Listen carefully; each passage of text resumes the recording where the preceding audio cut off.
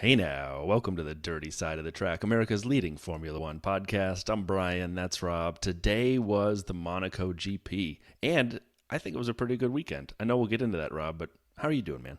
Yeah, I'm loving it. I mean, Monaco was going to take, it was going to have to go some way to beat the high that it gave me personally. I know you loved it, but you're not as much as a fan as when we heard this message come through from Monaco last year. Hey, this is Duff McKagan, and you're listening to the Dirty Side of the Track podcast. One year ago. 1 year ago. Yeah, 1 year ago from Monaco, and as a big Guns N' Roses fan, that blew my mind. But do you know what? This year we didn't need a Duff. I mean, it would have been nice, if you want to come on the show, Duff, we're more than welcome you. But we didn't need Duff because Monaco stood on its own two legs this year, and we'll talk about it when we get into it. But I loved the whole weekend. Quali was a banger. The race was maybe one of the best we've had this year. So, in my view, we'll come on to pulling the bones out of that in a bit. Yeah, I liked it. Don't get me wrong; it's a good race, but being as we've had mainly duffers and we've been moaning about how they haven't been that great this year. Yeah. Maybe the bar wasn't high, but thoroughly enjoyed it. We didn't really feel like we even had a lull. Anyway, we'll get into that. Was so good. Time out. No, nothing. Right. Keep your powder dry, Brian. Why? Both of us. We will get there in all due course. For we must follow our format. We must start with news and social. We will then meander through the video vault, take a quick left down Race Weekend Lane, hear from Pitlane Paul, before then segueing beautifully onto a Spanish Grand Prix preview because we're back to back again. Yes. And that'll be that. That also, we've got a lot to get through, so let's get cracking. I didn't find loads of stuff this week in news and social, Brian. I got a few things here. Yeah. Today I wrote here, so Mercedes are bringing 6 new updates to the car, and I wrote, we'll know by the time of recording if they did anything, or will we? Is Monaco a good place to judge upgrades? I'm going to say it's not. Yeah, I agree with you. It's not. The new aero probably didn't get a chance to show itself, unlike, as we'll talk about later, lots of aero that did show itself from the bottom side of cars. But for me, the jury's still out as to whether that new design for Merc did anything or not. So, but in nerdy, you know how I like to Photoshop a good F1 livery? Well, Williams team have absolutely won me over here with their fan vote. If you go to williamsf1.com, they have 4 Gulf liveries that they're putting up to the fan vote for which one they will run in the Singapore Grand Prix. They've done it a bit weird. Rather than put all 4 up and let us vote for our best, they've kind of split it into 2 matchups. So if you thought that 2 of them that have gone head to head are the best, then unfortunately one of those is dropping out. But I don't know if you've seen it, Brian, but they've kind of named them. The one I voted for in round 1 was the one called Bold or Boulder or something like that. I've looked ahead to the next vote that I think starts on June 5th, which the one that's called Heritage looks the most like what I would say the pure Gulf livery that I was kind of hoping for when they announced it. I liked them all. I also like Heritage, but I liked all of them. I mean, the colors are so iconic, and I can't get enough of it. When McLaren used to run those, it just blew my mind this few years. I love it. Sorry, I'm interrupting myself here now. That thinking about it, Matt Bishop, friend of the show, he put a tweet out about kind of iconic liveries, and I kind of just put an answer back about, wouldn't it be cool if just for one race weekend, it was nominated in advance, all the teams did this, they all run an iconic livery from the past, and it doesn't even have to be an F1 livery if you've got like other liveries that have been iconic. Run? Well, no, we're there. Get there. Yeah. So someone like McLaren, they get first dibs on picking from their own. But because they've got multiple, should be the MP44, right? Well, but it doesn't matter. Yeah. So let's say they pick Senna's red and white Marlboro livery. Well, of course, there's going to be like the Hakkinen, what was it, MP14 or something, there's going to be the silver arrow, the silver McLaren, which other people might want. So if you've got multiple of your own and you pick your best, everything else goes into a pool where everyone else bids, highest bid is the winner. The bid goes to charity again. So you get this massive charity event. We could see the John Player special, the Lotus, black and gold design from the past. We could see the Jordan, somebody could run the Jordan, Benson and Hedges, although I shouldn't be saying cigarette brands, but you never just mind. Named 3, but that's all right. I know. Who cares? They were iconic. And I think it would be awesome to have a weekend like that where you just saw and not even like modern twists on it. Just run them as they were. Okay, maybe with the tobacco lettering changed, like Well, they did buzzing Jordan hornets. did with buzzing hornets. There was Sorry, another one too. There was another BH we hit on the Discord that they used in between. They did the brilliant snake livery with a snake head at the front of the front nose, and it was bitten and hisses, I think. I think that's right. Yeah. So yeah.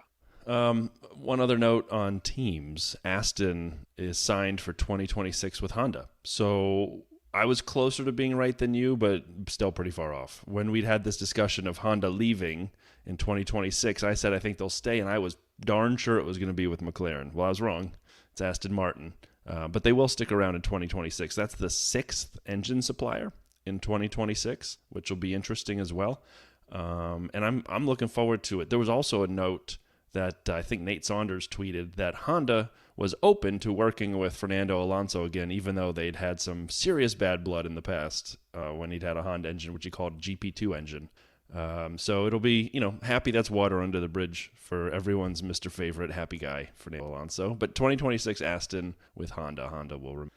Yeah, I just hope Honda hit the ground running in 2026 with that supplying it for them, because Aston are doing so well at the moment. Yeah. I'd hate them to then swap over to Honda and find themselves back with a GP2 engine. Fernando would drive off, just literally off the test track and not come back. Yeah, exactly. Your buddy Rohan, talk about the stuff we saw. Yeah, so a friend of mine, I believe now lives in Monaco. I might have this story wrong, but I believe his wife is a professor at the University of Monaco. So I've been peppered with live action shots all weekend from Rohan, which has been amazing. He's been located just down by the Fairmont hairpin, the apartment block right there, big white apartment block at the bottom of the hairpin just before they go into the tunnel is where he's staying. And he's just out there standing on, taking pictures, videos, sending them over to us. Cool. It's been amazing. You literally, something's happened in the race, and then in real time, I've either had a photo or a video come through of the thing I just saw a couple of seconds ago on the TV. It's been amazing. I'll actually say that his Twitter, TV production was better than Monaco's TV production, but at least they swapped over to F1 this year, which made a huge difference. Well, huge difference, but they did miss a lot when things got fast and furious. They every race. Yeah, I know. It felt like they put the Monaco people back in there. I know. I did love the helicopters. We'll get to that. Oh, yeah. So in alignment with something I may have gotten right, Hamilton is not going to Ferrari. Mercedes' future looks set, as he said in the next few weeks they'd announce a contract. I'm still predicting a very quiet, silly season. I know people got all up in arms about this Hamilton, Ferrari and what their team looks like. I just think it's going to be a relatively quiet. There will be some changes, don't get me wrong, but I don't think they're going to be at the top teams. I see you're already starting to edge back on you went out there all guns blazing. No, I listed the 3 seats that would change before, and I can't remember what they were off the top of my head. I listed them out, 3 or 4. Go back, man. You should listen to the episodes. This Brian is reversing. Sorry. Qatar have announced that they've put huge investment into the Losail, or Losail, I'm not quite sure how you say it. I think the L's pronounced. It's not French. Well, it's got 2 L's, so which one were you referring to? Yes. So apparently last year, logistic-wise, it was a nightmare to get in and out of, and they had some issues with the track and all this kind of stuff. So they had small... the pit lane was small. It was more designed for MotoGP. The hospitality was temporary. It was all basically F1 on a shoestring because they were stepping in during the COVID impact, covering for other races. Well, basically, they've now pumped $1 gazillion into it, and they've consulted with their colleagues over at the guys running the FIFA bid for the Qatar World Cup last year. And they've, it looks really, really cool. They've redone all of the logistics. They've added tunnels access now to make it easier to get in and out. And they've got a huge completely new pit lane and paddock complex as well. Awesome. So, well played, Qatar. I mean, if you got the money and you want to make something amazing, do it, right? This is so cool. I forward to the race there. And last kind of news I had, the future of AlphaTauri appears to be secure for now, as Red Bull have decided against selling the team, according to Motorsport and Autosport. This means that the team will still be Red Bull's, quote, junior team, but may be renamed in future. So, again, something we didn't anticipate happening when the rumors were going around. Won't happen. Exactly. I mean, there was that, I think when we covered it, there was the one aspect that kind of made common sense about the financial aspect of it. They weren't really making any extra clothing sales as a result of running this team around, and it was costing them a big ton of money. But the value of the team is so high, and we thought maybe that might be a reason. Yeah, but someone else might come in and buy the team and rebadge it. But right, exactly. Right, let's open up the code and to the lock and open up the video vault, Brian. Here's the door opening. Still no sound effect. Oh my All right. gosh. So the first one is the one that I have to recommend, and really, Rob, this is a little bit for you. I saw this last night, so I know you haven't seen it yet. I flew to the cheapest Formula One race on a channel called Downey Live. I don't know this person. I've never watched their videos, so if he's a horrible person, don't come at me in the comments. It's new to me. It's 22 minutes. 4 days ago he launched it. This is a great idea. A great idea. He basically, like 3 days before the Bahrain GP, decides I'm going to Bahrain. I'm doing it on a budget because I can get tickets that were cheap. And he had to travel 2 days to get there and 2 days home. So lots of time. We'll have to figure this out around work. But he called it at the last minute, got some cheap tickets, and found a relatively affordable flight to and from. And he went to the Bahrain GP for his first time ever going to an F1 race, met a bunch of people he had fun with, chatted with them, became friends, and had a blast just sitting there for 3 days watching cars go around track. And he highlighted the strengths and weaknesses of being there. But, Rob, we should do this. We should have it because we're going to Canada in a couple races time. But we should make this at least other year. Every year might be a little bit much. But every other year we try to get to a different race and start challenging ourselves to go to different places Define cheap. When he says he got there cheap, is this guy minted and it was cheap for him? He spent about $4,000. I know. Okay.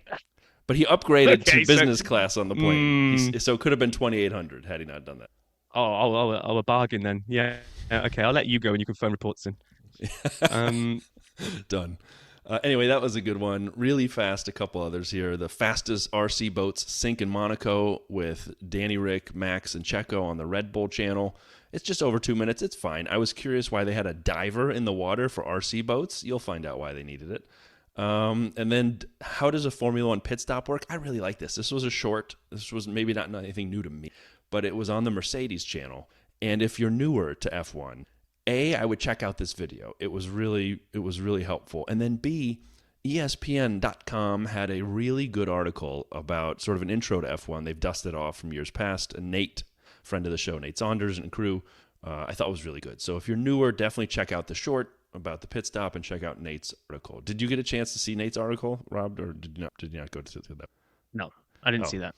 A lot of DRS in the beginning, so I figured if you had, you would have told me about it. I figured out why Aston Martin is so good this year. It's not anything to do with the aero. It has nothing to do with the engine. It's not Fernando and a Renaissance. It's none of that. It's because they've created a partnership with Wolfgang Puck. And the video is the AMF1 team begins, the Aston Martin F1 team is a mouth-watering partnership with renowned chef Wolfgang Puck. It's a minute, and it's basically what you think, so feel free not to watch it because I just told you all about it. This just gives me a chance to remind everybody that my wife once made a horrendous decision at the O'Hare airport and bought a Wolfgang Puck salad out of one of those like vendor cars, parked in the terminal. And it had, I don't eat salad, so whatever that has the one with the eggs in it and like some dairy-based dressing. She was violently ill. We landed in New Jersey. She was sick for the entire day, that night and the next day. And, nice. So good job, Wolfgang. And then the last two, Charles and Arthur Leclerc interview each other on the F1 channel, 8 minutes. If you're interested, check it out. It was fun. I enjoyed it. They highlighted the fact it's the first time they've ever interviewed each other in English. So it was a cool interview, being in Monaco, listening to their thoughts. And then I missed this last week, but I really enjoyed it. And it's Lando's new custom car delivery. And this is actually on the McLaren Automotive channel, so it's not on the F1 channel. It's 5 minutes, and Lando meets his custom 765 LT, I think Longtail Spider. So he did a ton of customizations to this thing, and it is awesome. Not huge ones, but like graphics and logos and things. And I really enjoyed it. He was so excited to see the car. So if you're a car nerd like me, check it out.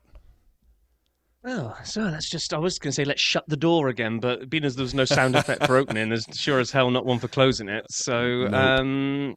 Thank you for plumbing the depths of the internet again, Brian. I do that so you don't have to. I know, and I do feel bad that I very rarely watch any of them. I do.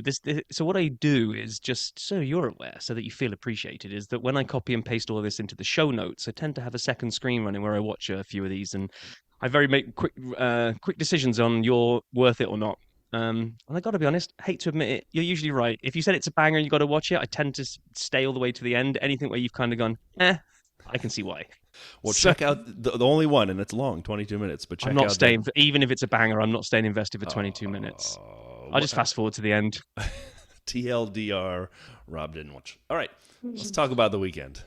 Yeah, so practice. I managed to get a decent chunk of watching practice in this week. The way kind of things fell and work schedule and stuff, it was I was able to kind of double screen and watch a bit of practice. And actually, I really enjoyed FP1 and FP2. We had a lot of decent pace going on where I was thinking looks like it's all going to be pretty close. Maybe this isn't going to be the Verstappen easy pole with nobody near him, which nice bit of foreshadowing there. But then really the main thing from FP1 is Albon decided to bin it, red flag, on corner one, which then I thought was going to become a theme because we had lots of people did it. And I think in FP2 as well, we kind of had similar kind of incidents where people were overcooking it.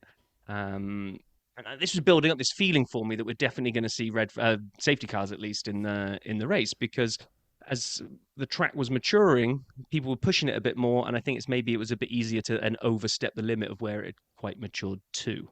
Yeah, I know you're a fan of the TV coverage as well. This weekend. The helicopter or drone or whatever they comboed them with, but I know there was a helicopter. It was so much better than the historical F1 production that we got from only Monaco. In Monaco, they ran the production, not the F1 team, up until now, and I'm happy they brought some of these newer camera angles and views. It was awesome. I loved it. And then you mentioned Albon. That was a big impact in the first corner. There were a lot of close brushes, and it was Carlos from Fernando and Lewis. Again, it's just FP1. George was 15th, which I noticed. It didn't turn out the way I thought it was going to, but I kept my eye on the Lewis-George Gulf during the practices, and I thought there might be something brewing, but as always, I was wrong. Oh, man. Yeah, so then let's just jump into quali, because really we probably need to spend a little bit more time here, because quali was where it was at, and it always is for Monaco. It actually elevates Saturday to almost be on an even keel with Sunday, because it means so much. There's such high stakes, not just for the race, but no mistakes are allowed. So between the combo of you have to be perfect, and that it means so much to the race on Sunday.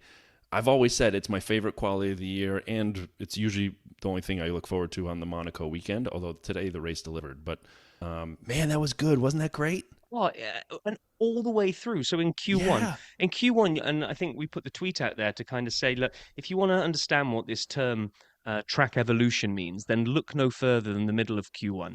So Q1, Aston right up there, Fernando's looking punchy. Then all of a sudden, as the track starts evolving, we suddenly have a leaderboard where on merit, and not because of traffic or anything like this, just pure pace because of the way the track is evolving, we have a top three of Zhou, Piastri and Norris, I think in that order. Yep. I was like, what?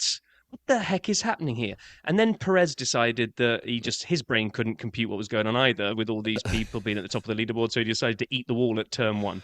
I'd actually like to offer really fast before you get off that comment. I'd like to make it a formal apology to Logan the Sergeant. He had a bad race, but in Baku, you remember when the Ferraris were in front of him as he came around kind of just before the straight? I don't know the name of the corner up there. And he hit the wall because they were in his view. They were out of the way, but they'd kind of gotten in his head. Both Albon and Checo had people coming down the pit lane re-entry area when they both binned it into the wall. And so I don't think it's random that both of them lost it with someone in their periphery as they're kind of trying to navigate the corner. I don't know why it would change exactly, because they don't come out until the top of, you're on the other side of the corner. But both of them lost it with a car sitting right there. So it was a bad crash for Checo. That just basically ruined his entire weekend and just went from bad to worse during the race.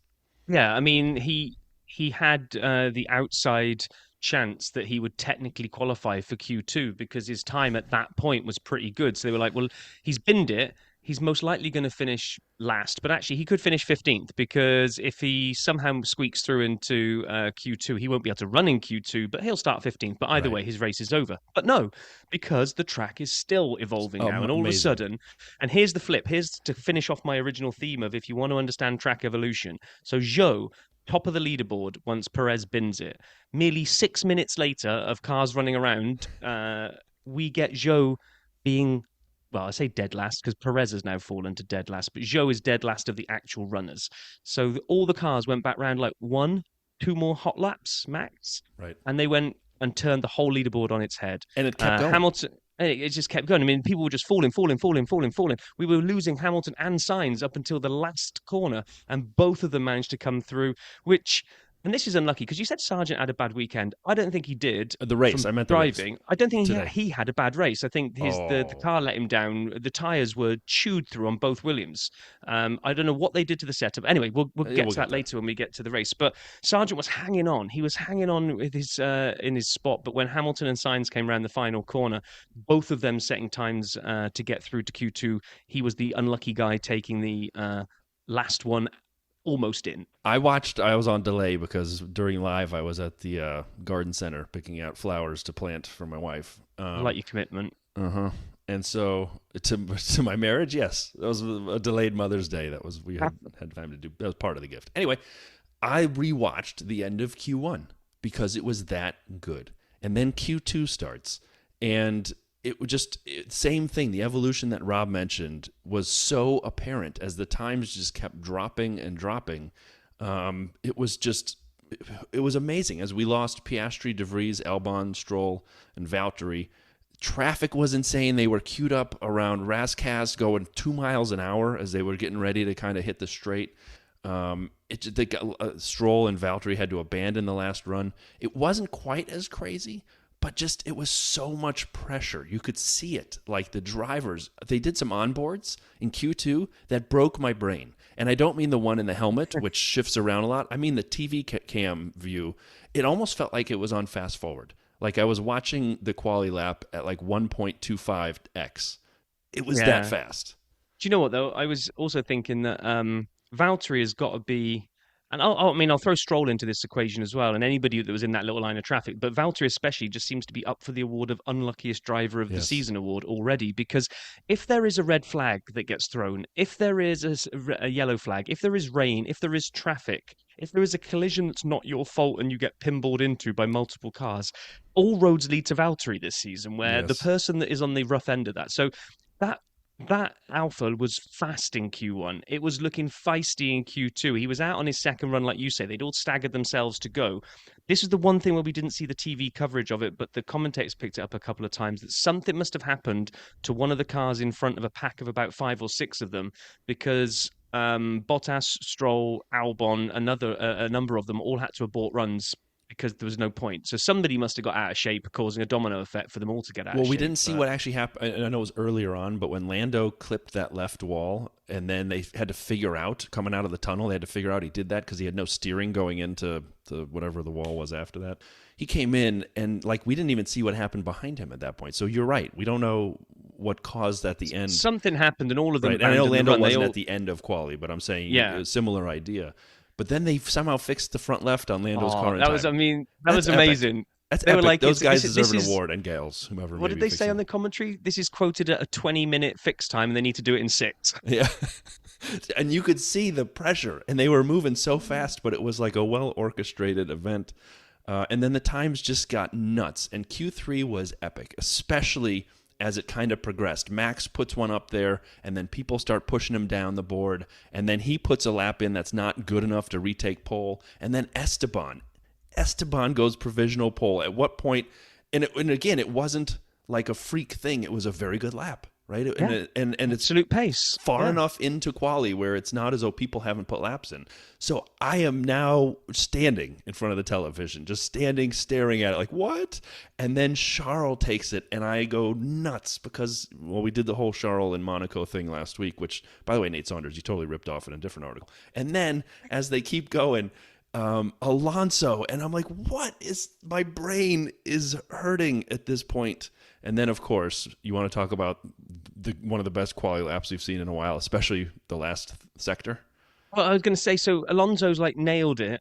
The camera pans to Max and pops up the fact that he's only green through sectors 1 and 2 with a plus, a yellow plus 0.02, blah, blah, blah, blah, blah. So he's 0.2 of a second down. I'm like, well, this is done. Not 0.2. Sorry, so not 0.2. Yeah, 0.2. I'm like, well, this is done then. Well done, Fernando. This is awesome.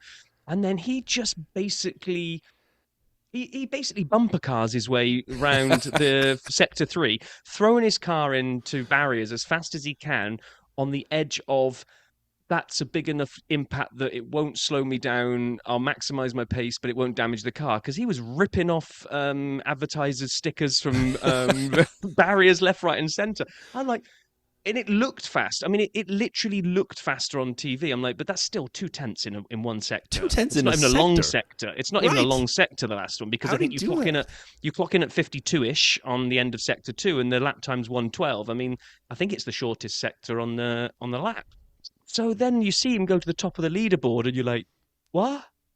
I mean, that's all I had. I was like, what have I just watched? That was absolutely insane. Last, whatever it was, 2 minutes of quali was just fantastic. So I rewatched that too, and I gotta say, I was an Aston Martin mechanic. When Fernando put it on provisional pole with Max down 2/10, there were about 20 seconds of time when everyone, or 30 seconds, when everyone assumed that this is his pole. And you know how hard it is to pass people here, and he's the master of defense. And they show the Aston Martin garage. I can't even, I don't even know how you say that word. And so they show the garage, and the guys are celebrating, and gals, I think it was all men at this screen, and they are going nuts. And then Max's time goes up, and they show the same garage, because the cameraman hasn't even had time to leave. He's still there, he's like, oh, I might as well show this. And they're like, it's like consolation. They're hugging each other now, but it's like, oh, you could just see the air come out of the garage. And I got to say this really fast. I thought it was so good. I watched, the post-quality interviews, and then I went back to watch the highlights, the highlight package they put on Formula One YouTube. And this season, it's been the F1 TV coverage of it, not the Crofty coverage. So it's Alex Jakes. And I was going to make a comment. I was going to make jokes about Jakes, but I couldn't because he got so excited. He got so excited at the end of each quali, but at the end of Q3, he literally, I think, strained his vocal cords. If you haven't gone back, you should watch the quali highlights on YouTube on the F1 channel. Alex Jakes is us. He is a fan. I mean, he was so excited as each car came across the line, from Esteban all the way through to Max. Just wild, man. Just wild. Yeah, I mean, absolutely epic quali. I saw somebody, I might have even been Nate, had tweeted that they should, for Monaco, they should award full points for quali and sprint points for the race, because the pole is almost worth it by itself. But so then we kind of come to race day, and everybody's really hoping that Alonso's going to send one early. Really try to sort of test Max's mettle at corner 1, and then see how the rest of the race progresses. But a little bit of a damp squib was put on that the moment I saw the tyre selections come up. So.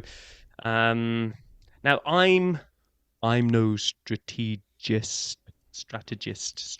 I'm not one of those people that understand how all this plays out, but strategery and all that. Yeah. I didn't understand starting on hards, because if Monaco throws up either weather, safety car, or both, then you're unlikely to get the benefit of the long run on the hard. You've got to be super lucky to really kind of make that strategy work. And just one quick jump to the end before we start picking all this apart. That kind of really played itself out when the rain came down, because Fernando lost all. We'll pick the bones about the call as to which tyres he went on to later. But just as a kind of a wraparound, he lost all advantage of potentially going on to softer tyres at the end to then play catch up to Max while Max is on the hards, because the rain comes down, they all go to inters, completely nullifies any advantage Fernando was sitting on. At one point, the commentary team are getting all kind of excited that this is playing right into Fernando's hands because the gap isn't pulling away. It's being managed at 9 seconds. This is Fernando's win.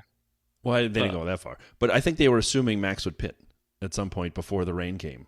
He ran the mediums a long time, a lot longer than Pirelli had said would work. Even if he hadn't, he was going to go to the slower hards then. Yeah, agreed. But with 9 seconds, well, we'll talk more about it in a second. Yeah, we'll talk. I agree, though. I was hoping for mediums. Me at the beginning. I was hoping for a first corner battle between them. We had a really pretty clean first corner. I was looking at status quo in my notes here. The hairpin was nuts for the back half of the field, but otherwise we settled into a pretty clean race, with the exception of that hairpin where everyone pinballed off each other. And now Logan got caught in that. It was not his fault.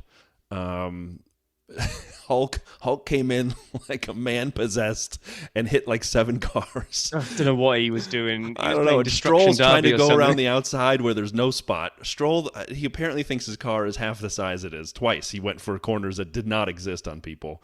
But anyway, that first hairpin was chaos. Could you imagine been sitting in the hotel, or your buddy Rohan, if he was up there in that area watching the first hairpin when they got there? It was just cars hitting cars, going 2 miles an hour. Yeah, it was absolutely nuts. And I agree with you. I don't know what Stroll was doing, thinking that, and the commentary team picked up on it as well. They were kind of going, "Oh, Stroll yet again going for a gap that doesn't exist." Did it twice. Yeah, well, yeah, that's what I mean. They said yet again. They were, it was the second time round, but it's like, I know track position is king in Monaco, and in those early exchanges while everyone's bunched up, that's your chance. If you can get a decent run, there's only like 3, maybe 4 decent overtaking spots on the entire track, and it's in those early days where everyone's so bunched up that you can maybe jump 1 or 2 cars, and then that's probably going to be your gain for the rest of the race until pit stop strategies come in. So I kind of get it, but not where he tried it. It was like, yeah. What are you doing? I don't know. We kind of settled into a groove. It was interesting. Max wasn't really dropping Fernando at a rate of knots, kind of just a little bit here, a little bit there, continuing to build. Checo pitted early, and then it was the first of, I think he might have had 5 pits. I can't remember how many stops he had. The whole going to wets and then softs at the end. I mean, just anyway. But he pitted and then actually caught back up to Stroll by lap 9. So he'd erased that entire, because Stroll did not pit after that crash, even though he thought he had a puncture. He didn't. And so Checo had pace, but you can't pass in Monaco. He just got caught behind everybody for quite some time there. And then Sainz showed exactly why you can't. He got right up on Esteban on lap 11.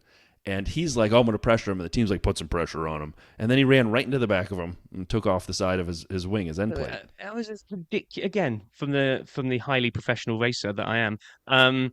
What the hell was he doing? I don't know. Because I get pressuring. I was talking to the guys in the bar. I was kind of saying, like, pressuring at Monaco, I think must be a contributing factor to the driver in front potentially making a mistake. It's so narrow, it's so small. If your wing mirrors are full of the guy behind you clawing all over the back of you, that's they've often said you can pressure people into mistakes in Monaco pretty easily. But where Sainz tried this, that wasn't pressure. He dived for the inside, which was obviously a dummy because there's no way in God's earth he was going to be able to put the anchors down and stop in time to make the inside of that corner. So then he bailed to the outside, but hadn't got enough room to bail to the outside, so basically clipped the back of him as he goes through and then ruins his wing. It's like, well, okay, not quite sure how that was going to pan out any other way, to be honest. It was a really weird one to watch, and we both kind of said it. We thought like the meatball flag was going to come out because he's got a bit of wing hanging off. Yeah, it's like the Kevin Magnussen flag at this point, how many times he's had an end plate. But I love the fact Carlos stayed out. Well, I like the fact that, it seems to be some consistency that Haas got flagged because that end plate never detached for Haas. And they decide, I think, if it's dangerous and unsecure, you get flagged. If it detaches itself pretty quickly, which I think it was, a lap later? Was it the same lap even that Sainz fell off? Then I don't think they make a big deal about it. And then this is the point where we're not even 20 laps in at this point, and the commentary team pick it up just before it actually happens. They say, Sargent's really going slow at the moment. He's got 2 dark rings like running through the back of both back tyres. They were like, no idea why, but the Williams has chewed through these tyres already, and he's just got no drive coming out of any corner. He's absolutely defenseless. And I kind of wrote, well, someone's gonna send it soon. I think I hadn't even finished writing that sentence in the notes when K-Mag just nailed him on the inside going down to the Fairmont hairpin. That was a great move by K-Mag. Great move. But I think he knew that Sargent's going to have to take this wide because he's got no drive coming out of the corner. Yeah. So he just used his grip, and then they all kind of piled through because Stroll they just saw that Checo Sargent and Razkaz. Yeah, Sargent was having to take a wide line because he just got no tyres. He actually looked like, if we could flash forward like 50 laps, he actually looked like some of the guys later on the slicks trying to drive in the rain. But it almost looked like he already had blue flags when he let them go by, even though he didn't because his tires were so bad. Yeah, Valtteri. Go ahead. Sorry.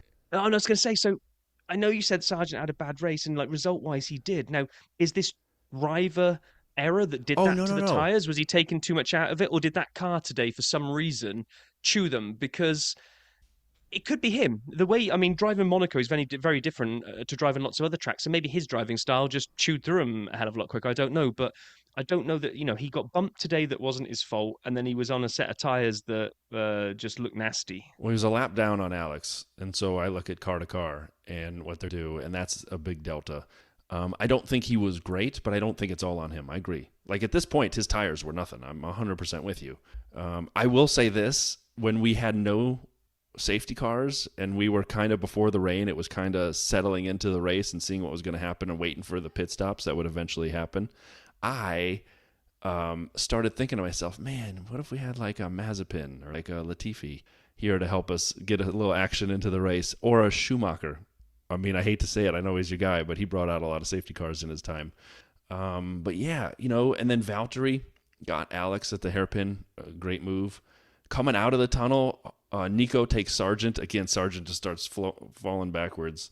Yeah, it was wild. I couldn't kind of believe what was going on. And Stroll, one of my favorite parts of the race, that really was a small piece, lap 24, he's right behind K-Mag. And they're coming around after the tunnel. They come out of the hairpin, and Stroll's right behind him. I mean, right on his tail. And K-Mag weaves left, and then weaves right, and then goes for the corner. I'm like, woo, that was spicy. And that looked a little bit more than the two moves or the one move that you're allowed to make. Those like 2.5 moves. Yeah, I know. I thought that was a bit much from K-Mag, but it didn't get picked up by TV. There's no investigation of it. And then we kind of got the domino effect of the cars starting to pit. Lewis, I think, really kind of uncorked the bottle there. He came in, and a whole bunch did. But then, as we were watching all the pit stops play out, we saw Perez just went straight across the chicane coming out of the tunnel, and he overtakes Stroll and doesn't give it back. And he blames Stroll for pushing him off. He blames Stroll for pushing him off, and like even the commentary team were kind of like, "Sorry, Checo, nobody pushed you anywhere there." It was like. It was just a bad. He outbraked himself. He went straight across and was not going to give it back. And I'm sorry, and I know he's your guy, but Checo, karma is a bitch, and it came and bit you in the ass because you didn't give the place back, and then until you were forced to give it back by slamming into the back of K-Mag. And Stroll went. I really hope Stroll gave the finger pistols as he drove past Checo. I was just hoping the finger. You could have taken pistols off that one. Yeah, it was weird. It was a weird couple laps, right? Because Checo hits the back of K-Mag, and then Stroll gets a spot back, and then like 3 laps later, Stroll ends up slamming into K-Mag. I can't remember how it came about, but everybody was just hitting a Haas at this point. And Sainz is on the radio so angry about his strategy that he pitted. I don't know what he was looking for that would have been so radically different. Extend his I don't know his either, run? because I honestly thought, because a few of us were chatting in the bar, and then the noise for the radio came up, and it was Sainz, and he was like, they were having to bleep it out. They were the guy with the bleep machine was earning overtime bleeping all these things out from Carlo. I was like, I don't see anything that went wrong at that point. I don't really understand what his beef was. So. Yeah, I think I just missed that one, but I think so did you. Too. Yeah, I was watching. I wasn't sure exactly. I mean, sure, he would have liked a different strategy, but what was wrong with you know what I mean? It's like they made a call that made sense, so he didn't like it after the fact. And Sunday morning quarterbacking it while he's still in the car. Yeah, exactly. And at this point, at about the late 40s, is when everything kind of pivoted, because without the news of rain on the horizon, we were now in the whole chess match between Fernando and Max, because Max hadn't really pulled enough away. So, and Max had requested a couple of times, or we heard it at least once on the radio, about whether or not they were going to pit, and they said, no, if we pit, we're going to lose track position to Fernando. I'm sure you understand. So, I was freaking out. When all this is going on, lap 49, he said, can I come in? He's sliding around out there. Yeah. This is Max again showing why he's the world champion. Well, He's his out there. Front left is grisly at this point. Yeah. I mean, you can see it. It looks like it's made of sandpaper at this point every time they do a and I'm thinking, on aren't that they front left. worried about like a puncture or delaminating or something? I mean, you're not. Literally, Pirelli gave you a range for how long these tires work, and this is well beyond for the mediums. And they said deg was higher. Tire degradation was higher than anticipated. All the drivers saw it. So he's out there on, skeletons of tires. Yeah, I don't think they were. I mean, they looked grisly. They were obviously way below optimum, right? I'd like to think they were. as we saw a few laps later, he suddenly started pulling away from Alonso again because they said it looked like he'd gone through the graining phase and the tyre came back to him. So we go back to our rant from either last episode or the episode before when we said Pirelli's tyres just damn good. They're lasting too long. We did talk about that. But what I would say, I'm agreeing with you that Max was supreme, but actually what I'd say here is it actually shows how as a package they are supreme, because Red Bull called this to an absolute T. The right thing was probably to stick to the strategy in Max's head, stick to the strategy. This is my window. Come in, put a set of hards on, straight to the end. Job's good. But Red Bull are looking at this and going, look, just eke this out. Keep going, Max, because if that rain comes, then we're all going to Inters, or we'll see how it plays out. If we stop now and rain is a few laps away, we are shooting ourselves in the foot because we're going to stop now, like Aston's about to do, and go to another set of slicks. So as it's starting to drizzle, it was a big gamble. Yeah. And I get they wanted to take it to win, but that was a big gamble. It did not work. Yes. So for me, here's how you've got two teams at the opposite end of the expectations.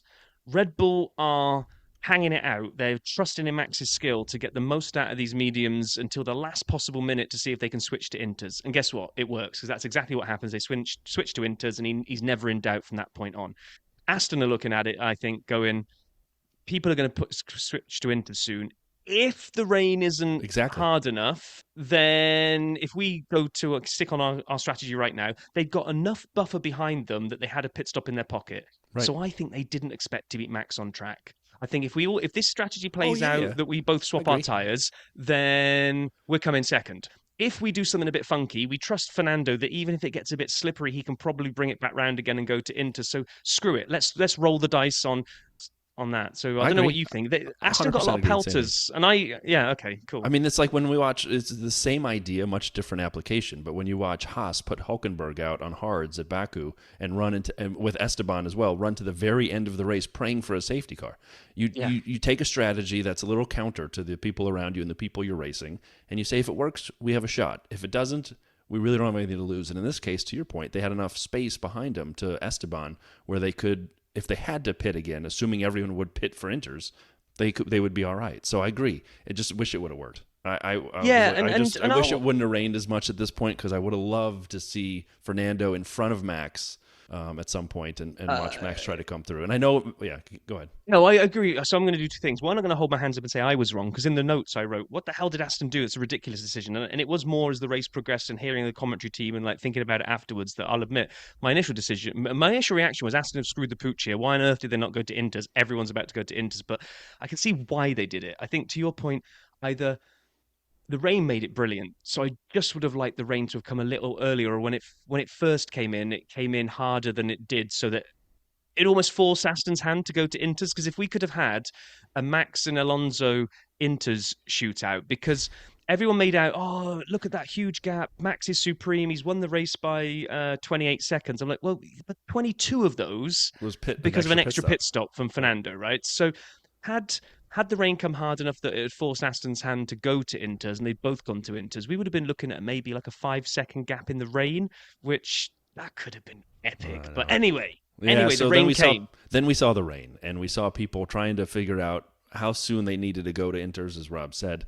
Some people were giving it an extra lap, like Ferrari, and you watched Carlos and Charles. By the way, Charles was in the race today, was he? I saw him at the beginning, and then I thought they gave him the weekend off. I actually believe in my heart there was like a secret tunnel that he knows about, and he drove in it, parked at his house, was in his apartment, maybe went to visit his mom, came back and ran the last couple laps, because I didn't see him the rest of the time, but except when it rained. Him and Carlos were both tiptoeing around because they went one extra lap before going to Inters, and then they went down, Mercedes went up. That was really like the big part of it. You say that, right? But it wasn't one extra. It started raining at lap 50, and there were more. And George was reporting rain at lap 50. And then there were visible drops at 51, 55. People were still sliding at the hairpin because there was so much rain, because it was such a slow-moving rain shower that we had crazy wet at Fairmont end of the track and almost nothing at the other end. So it was brilliant. I love a slow-moving rain cloud because it completely screws it, because it's like, well, is it wet enough that I need inters to account for the dry part of the track, or is it dry enough that I can pootle around the wet part and still have a good lap time? I love that dynamic where the teams have got I no know. clue what's I fastest. love the fact that it hit the hairpin at first, because that is a hard enough corner to get these giant cars around with all this power. Now imagine doing it on ice. And that's what they were doing. Everyone on slicks had no chance at like going more than 10 miles an hour around this corner. And even when they got on inters, we saw people sliding around. Lance and Kevin Magnussen, their cars had a rough day. They hit every corner at every point, gearboxes, wings. Gosh. But yeah, How many cars did we see in reverse today? a lot. Reversing onto active tracks. Yuki had some fun doing that. Stroll many times, K-Mag. And then it was just chaos, right? Pile-ups in the runoffs. George got a penalty on 61 for coming out in front of Checo. That was a big hit, by the way, and neither car had to retire. George was in the air, and Checo, I was shocked that both cars continued. But that's at that point, by now, we'd already seen the heavy rain. Like, it was in the late 50s, but the heavy rain on that part of the track, you had to go to interpoint. You couldn't make it through that portion without the inters. The rest of it, you may not have needed it yet. And then I got really confused, and I don't know if a listener would be happy to explain this to me or you. Lance Stroll, and even Crofty was confused. He goes, no one's had to retire yet. And then we look at the bottom of the screen, and it says Stroll out. And he goes, oh, Lance Stroll apparently retired a few laps ago. And then they show Stroll walking back from somewhere. Where was this car? I don't know where his car was, but he was on the exit of the tunnel, walking down that side of the marina. I'm like, right, but where was his car? What happened? He just got out? I think he just got out. He'd done some shopping in the tunnel shops there and then pulled over? We never saw it. Did you see it? No. I mean, he'd been in the wars a lot. Like you say, kind of like hit everything going and gone for spaces that didn't exist. But no. And I don't even think we saw a replay of it. We just saw him walking despondently back to the pit lane. I'm like, you know what? Okay. This week I will take the action at some point. I will go on F1 TV and rewatch his car video and see what happened. Share that next week on. Yeah, and then at this point, Lando's behind Yuki, chasing him, and then Yuki just ran into some really bad luck at this point. His tires were gone. He hated his brakes and the brake setup. And the more he listened to his radio team as an engineers on the brake setup, the worse it got. It reminded me again of Lance in Baku when they gave him Fernando settings, and then he went flying off the track. So yeah, it was pretty wild. Perez pits again. He'd had 4 or 5 stops. Just a mess by the end for him. And then the last note I have is that, and I'll turn it to you, is Ted Kravitz on lap 74. He's got the gas man in a Ferrari sandwich. And then he did correct it, as you pointed out. He said, I guess it's really tomato bread or tomato bread. Yes. I was happy that he corrected him, because it's now a thing. You know, Jim looked at me in the bar the moment and he said, it's a Ferrari sandwich. He just looked at me and gave me the nod. I was like, it's not a Ferrari sandwich. I pounded on the armrest of my chair and I yelled, MF. But yeah, and then the strange thing that happened was that we saw a couple of almosts that didn't develop into anything. So as we were probably coming in towards the last 4 or 5 laps, I think it was Lewis was chasing Ocon and got within DRS a couple of times and was starting to look a bit feisty. We had somebody else a bit further back that was also in DRS, the car in front, was looking feisty. And then 4 laps later, it was like a 3-second gap between them all. I'm like, what happened? Did everybody just decide to put it into coast home mode and just go, do you know what? It's not worth it. Just take the points you've got and don't push for anything. So what that meant was we got Max winning. Fernando now his third step on the podium to a second, but as he said it on TV to everybody that would listen, Estie Bestie. Estie Bestie's on the podium, baby. Oh, it was awesome. Absolutely awesome. I was so happy for him to see him bring it home. I was Alpine frisky, right? Pierre was like 7th, I believe, as well. So 2 Alpines in the top 7. That's pretty amazing. I swapped Stroll out for Gasman this week in the fantasy. Did you?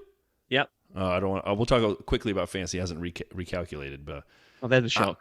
Exactly. One thing we really didn't hit, we teased it, and then realized we got so excited with quality we forgot. So Monaco has these big cranes when a car goes off at certain corners. They're ready. Instead of having to roll out like a front end loader or whatever the small crane thing is, and then pick it up and put it somewhere else, they have these massive cranes ready to go at certain corners. And when Checo binned it in quali at Saint-Devote, they picked his car up on one of those massive cranes, and the world went nuts because we saw it was high enough up. First of all, the onboard from his car is great. I tried to make a TikTok late last night of that and the Superman song as it was flying, but I couldn't figure out how to finish it. And so anyway, the point is, the world, Dr. Obbs is now famous as he dissected the under floor of the Red Bull, and the depth. According to Dr. Obbs, the depth with which the channels run compared to others, it's very much more 3D. I don't know.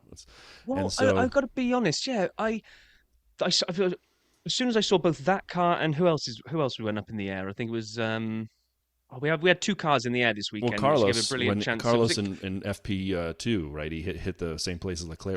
Correct. So there was a lot of like direct comparisons being made of the undersides of cars, and given how much this year is, and also last year is this ground effect revolution, I was so surprised when we saw the underside of other cars being put alongside them of how flat everybody else is, right? Compared to like. You looked at the Red Bull, and the only thing that was really flat on the bottom, which still makes me laugh, that in this modern high-tech era of aerodynamics and computer wizardry and science, we have to have a plank nailed to the bottom of the car, which they don't even try to paint a different color. It looks like a piece of timber you would go and get from Home Depot. I think it's right? actually isn't it like titanium? That's what sparks. But yeah. It is. It is titanium, but it looks. It's just straight down the middle. Looks wooden, right? And straight down the middle. It's the only flat part on the Red Bull. Everything else is all these complex channels and tunnels and shapes and tunnels and all this kind of stuff. Venturi stuff and diffusers and quantum physics and look at the depth. And then they showed the Ferrari. It's like, well, that's flat. Right, exactly. So if you haven't seen the Dr. Obbs clip, go look him up on Twitter. He was great when he was on, brain the size of a planet, and listening to him, actually, he does a really good job of flaws for dummies. I think, I could actually follow along what he was saying. So obviously shows it was for dummies. Yep. Yeah, thanks for pulling that back up, Brian. I forgot, because that was a big deal. Like, the internet broke for about 2 hours. The internet did go nuts. It was like, and you actually saw a shot, I think it was Marco in the pit lane, and the look on his face, and it wasn't, I can't believe Checo's burned it. It was, I can't believe all our secrets have just been given. Like, you could almost see there was this whole of all the places to crash. You've crashed somewhere where they're going to lift it so high, right? And the whole barrage of journalists' high-power zoom lenses are all going to be fixated on the bottom of this thing. You could have had a Polaroid. It was so high and so close. You could have just taken a Polaroid and been better off. High and so close. How can you be both of those two things? So high, so high. All right, so let's talk a little bit about stats. And I enjoyed this weekend. So we have to go back to the Slap House.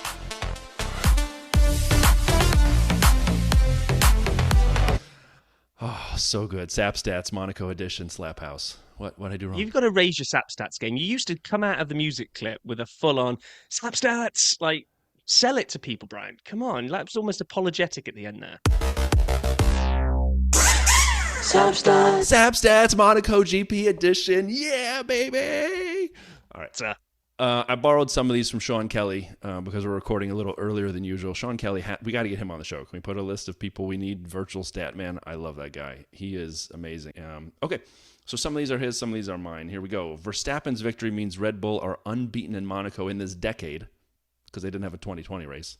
After the third consecutive win here. Here's a cool one. It's Verstappen's 39th win for Red Bull, which is a new team record, passing Vettel's 38 victories at Red Bull. He's yet to finish lower than second in a race this season. I think there have been 6. This was the 6th, right? Because no Imola, no China. I think so, My math might be out there. Fernando at 41 is the oldest driver to finish on the podium in Monaco since Jack Brabham in 1970. I have a feeling we're going to see some more of these along the way for historical tracks with the oldest to do this as we go through it. It was his best finish, Fernando's, since the 2014 Hungarian GP, where he was also second. It's his fifth. Which, pause on that stat. Yeah. Pause on that stat for a second. When I read that, when you put it in here, I was like, okay, it's not that long ago. Until you realize that 2014 is almost 10 years ago. Yeah, exactly. Well, 9 if we're doing math, but I like how that's works. That's why I used the word nearly, but never mind. You couldn't have done the actual math? It was because just it under 15 sounds more sensational. years ago. It sounds more sensational, doesn't it? To kind True, of say, almost a decade ago. A decade. It was his 5th podium in Monaco, but the first since 2012. And then the 3rd place for Esteban It's his third career podium after Sakir 2020 and Hungary 2021. So Hungary 2021 is his victory. I don't remember him being on the podium at Sakir 2020, if I'm being completely honest. So I had to check that one out. First Frenchman to finish on the podium in Monaco since Olivier Panis won the 96 race. For anyone who's never seen the 96 race, only like 3 or 4 crossed the checkered flag. A couple more qualified finished based on how far they'd gone, but didn't cross the checkered flag. Charles, P6 for Ferrari, I didn't even know he was P6, was only his second top 6 finish of the season. Oh man, how the mighty have fallen. Rob's making a face for everyone who's not watching us on YouTube. And for everyone watching us on YouTube, comment, like, and subscribe. Pierre's P7 was his best result since joining Alpine at the start of 23.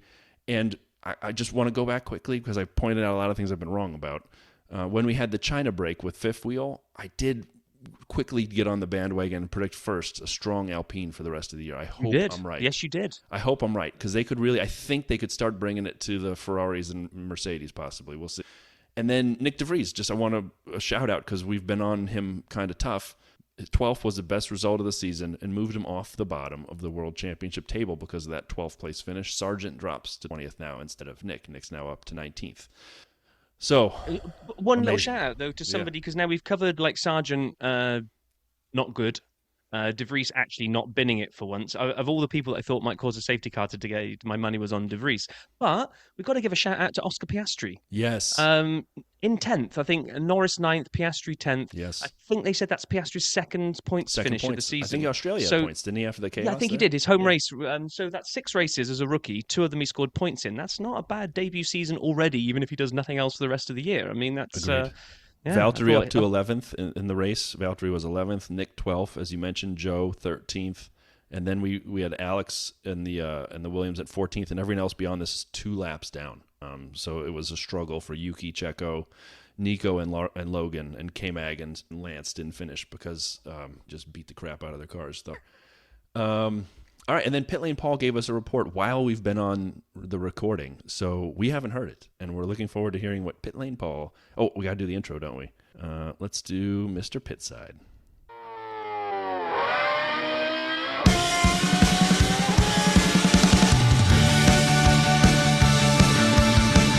He's Mr. Pitside.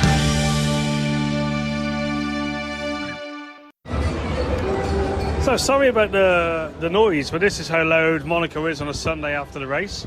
It was actually okay, wasn't it? There was some decent overtakes in the dry, and then obviously the rain spiced things up, which was pretty cool. So, well, all things considered, actually quite a successful Monaco. Even though the positions didn't change, let's say, a great deal, it was still quite entertaining. Especially, I mean, no offence to any of the Northern America fans in Canada, but Lance Stroll, I mean, wow. I think wow is pretty much all I'm going to leave that as for that guy's performance. I mean, it was shambolic. There's nothing short than that. Yuki clearly didn't like his brakes. Normally, as a Monaco race goes, I don't tend to have a great deal of positivity about it because it's normally quite drab. But yeah, in fairness, like I've said, this one was actually quite good. The rain was weird. Monaco, it's so small, and you're just sort of here. But even when you were here, you couldn't really figure out it was raining. What seemingly is about a quarter of a kilometre away from where we are here. So that was quite good. Some good tyre course, some good strategies of teams to bring people in and do a bit of gambling. I think full wets was a bit of a disaster, really, if you did that, because the rain was never ever really going to be long enough. I'm going to say heavy enough. I say long enough for X-Wets to really maintain any sort of tyre. So Inters was always the way to go. But listen, teams gamble. There's nothing wrong with that. It's Monaco. It's worth a gamble. It's worth everything it goes for. A very good Monaco Grand Prix. Max wins again. Is it getting boring? I don't know. I'll give a last word to Ferrari. It wasn't a great one for them again. But look, as for all the teams in this sport, this one's a hard race. Let's not kill them too much. Anyway, over and out. Paul, thank you so much, man, for filing that report. I agreed. It was a good race. I don't normally have great things to say about Monaco's race. I love the quality. But it was entertaining, I thought, from start to finish. Same here, which is why I went big at the beginning and said one of the best this season, right? We've only had 6. We've only had 6. We've had some snooze fests. Australia. And again, just to get on my rant again, do you know a stat that you missed from your stat section? And I was waiting to see if you might find it, and then you didn't. So now I can come in with a stat of my own. First race of the season without a single DRS overtake. What the hell kind of stat is that? I'm so confused right now. Mr. DRS, is get so, off my lawn. Exactly. So DRS is so overpowered. DRS overtake. We're having a single DRS overtake because in this place, it's pointless. The straight isn't long enough, and the differential when you come off the corner to before you have to brake. And it's not a corner. It's not enough. Turn 1 is not something you come in hot to either. Exactly, as we saw as Checo knows. So for me, very well. Not only did it not really suffer from a lull today, there was always something going on as the Max and Fernando thing started to ebb away a little bit. We got some midfield battles, like Paul said. We had some good drive. There were 5 overtakes last year in the whole race. So I looked this up. 5 there were. We'd already done more than those by halfway today. So for Monaco, numbers aren't ever going to be great. I mean, if you look at number of overtakes in a season, Monaco's always going to be bottom of the stack. But actually, we've had races that have had 10 times that have still been rubbish because they've all just been DRS lazy passes. So the ones that were made today, I love those passes because they're earned. That K-Mag on the inside, I know Sargent's tyres had gone, but the skill and the seeing that his tyres had gone and sending it up the inside before the fan man, hairpin, chef's kiss. I mean, I love the overtakes as well, but I think you're conflating two things. The fact that there weren't any DRS ones made it a better race. If there'd been, still had these non-DRS ones, I would have loved it. It's like I didn't go to the liquor store, buy a lottery ticket and a soda, win the lottery, and say, "Oh, this is the best soda I've ever had. Every time I get a soda, I win the lottery." No. I wasn't trying to put the two together. I was saying that the stat was first race of the season without a DRS pass. That's a stat. And it's a great stat. Yeah. So, and it was a good race. I agree, but it's not. And the second part, which I should do pause. Second sentence is. And I love those non-DRS overtakes, the ones that are earned. I just do. They were great. Just love an overtake which you have to fight for. So I really enjoyed today, more than I thought I was going to. Normally I enjoy Monaco more for that romantic side of it, but actually today it delivered a good race on the back of an epic quali. So as a race weekend package, excellent. I'd say the best race weekend of the season. I'd agree to that. And you know what? Paul brings up one last thing before we move on, start talking about next race weekend. Paul brings up a really good point on, is it getting boring with Max? I don't know.